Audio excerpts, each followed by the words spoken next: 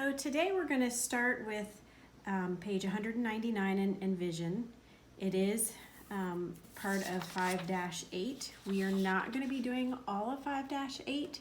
We will be moving ahead to 5-9.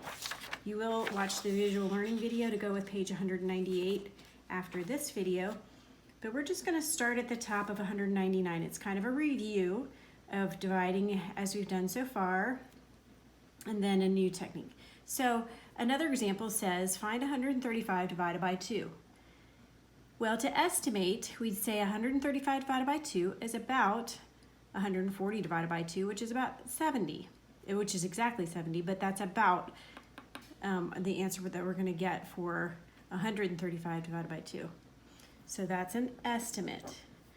So what we can show using our place value model is we are going to need to regroup the 100 as 10 tens because we're dividing this 100 into 2. So we've got 10 tens divided. So after we add the two tens that we already had, the three tens that we already had, we have 13 tens that we divide in 2. That gives us 10, 20, 30, 40, 50, 60, 10, 20, 30, 40, 50, 60, is 12 tens. And then we need to regroup one of the remaining or leftover tens into 10 ones so we can divide those along with the 5 ones that we already had to make 15 ones, and we divide those into 2 equal groups, which is 7 and 7 with 1 left over. So there's a remainder of 1. That's our leftover. So we get 10, 20, 30, 40, 50, 60, 1, 2, 3, 4, 5, 6, 7, 67, remainder 1. If we divide our 135 by 2, that's using the place value model. If we use the division, and we're not doing partial quotients here, we look at this as, let's start here. Okay, so we've started with 135 divided by 2 goes 6 times, but it's really not a 6, it's in the tens place, so it's 60 times 2 is 120. We subtract, we get 15. Bring down the 5. 7 times 2 is 14. We subtract, we have 1 left over, so we have a remainder 1. So 13 tens divided into 2 equal groups, we get 6 tens in each group. 15 ones divided into 2 equal groups with 7 in each group with a remainder of 1. So the quotient or answer to our division problem, 67 remainder 1, is reasonable since it's close to our estimate of 70 over here. All right, so place value blocks can help us visualize or see us breaking them apart and showing two equal groups or however many equal groups we're dividing by. In this example, it was 2. As we look at this where it asks us to estimate and then find the quotient, we could use place value blocks or pictures as needed. Again, when you estimate, you're going to find a compatible number or round so that when you divide it goes evenly, so you have an about answer, and then you actually divide. We're going to spend a little more time on that. We're not doing any more with this section because it is a little repetitive. So we are going to move over to page 201, 5-9, where we're going to choose a strategy. Now we're going to remember that we have many strategies so far that we have been doing in lesson 5. So you are able to choose your favorite, whatever works best for you, whatever you're most comfortable with. So even on the assessment, just be familiar with partial quotients because you will need to be able to show that. But you're not required to solve your problems in one certain way. So remember the things that we've done so far. We've used mental math when we are finding quotients with that end in zeros, 0 or zeros.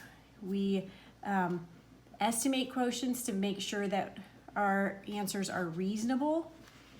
We have done partial quotients where we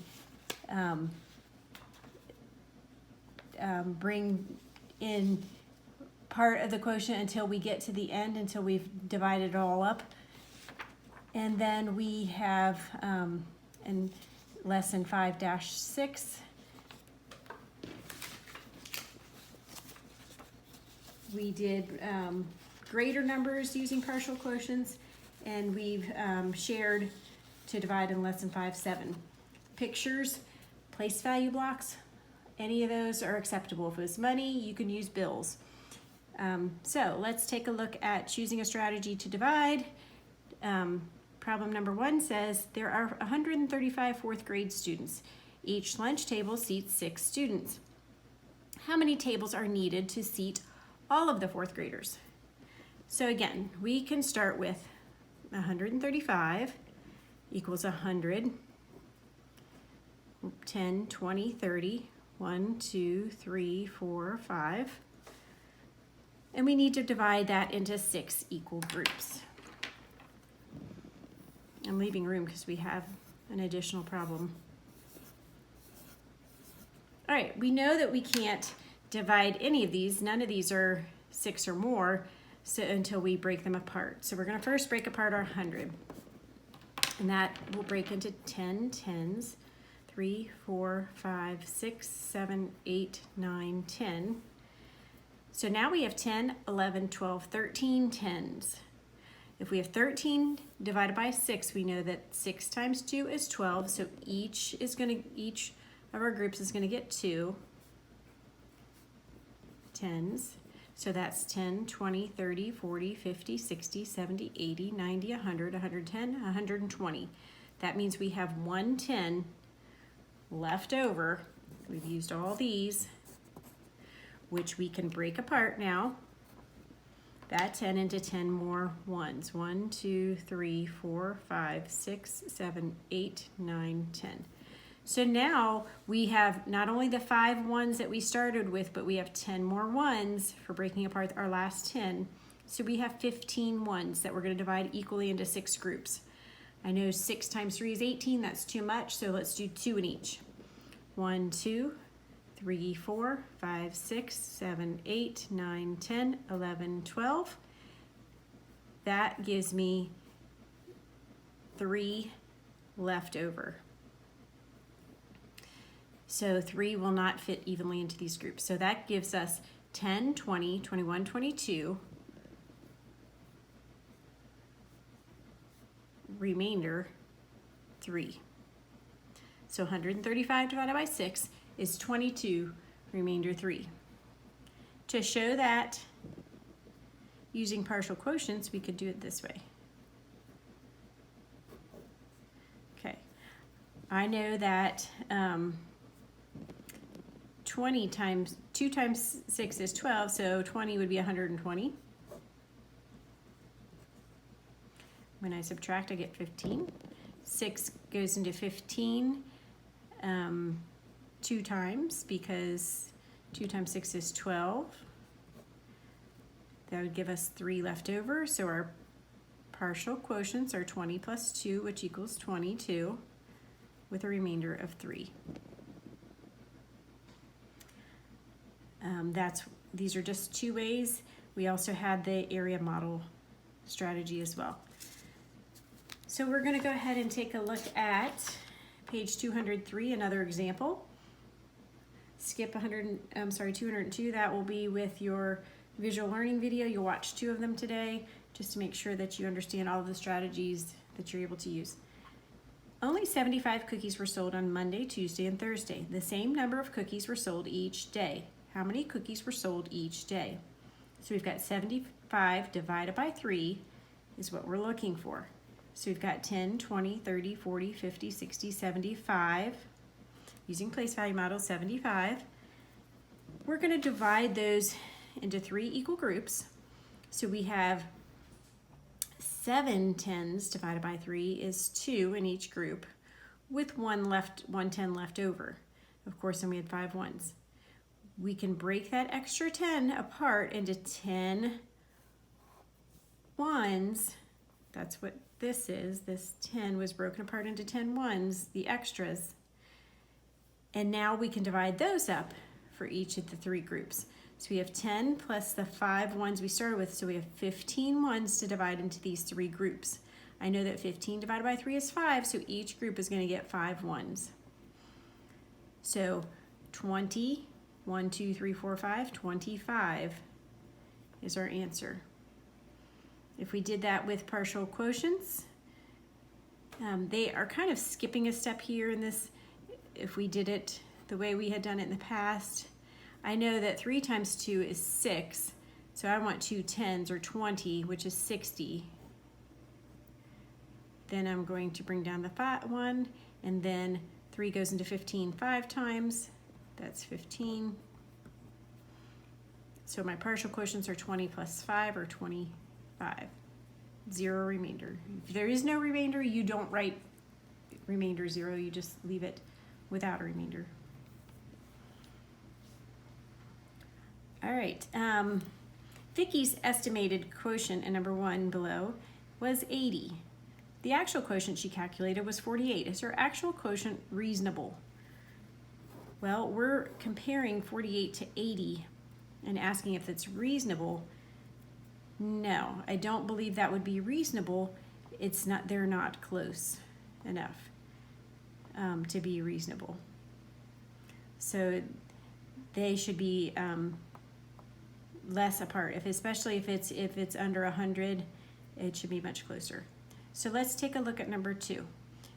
We can use any strategy we want. We can use place value blocks. Now remember, thousands, we're into larger numbers today, are going to be represented by a cube, because 10 hundreds makes 1,000. So this would represent our 1,000. And of course, when we break apart 1,000, that would be 10 100s. We'd need 10 of these to equal 1,000. But I like the partial quotients. We're going to practice that again. We're going to look at how many times 9 goes into 2,871. Now we can think of rounding compatible numbers. What does 9 go into evenly? Not 28, but it does go evenly into 27. So if we rounded this to 2,700, we would get about 300 for an answer. So our answer is going to be about 300. Since we rounded down, it'll probably be a little more. So we're going to start with the 300, because I know that 3 times 9 is 27. 100 would be 2 zeros. Subtract, bring down. All right, we're going to subtract there. We have 171 left. How many times does 9 go into 17? 2 would be too much. That's 18. So we're going to stick with a 10. We're going to just subtract 90, because 10 times 9 is 90. We subtract, we have 81 left. 9 goes into 81 9 times. So our partial quotient is 300 plus 10 plus 19, or 319.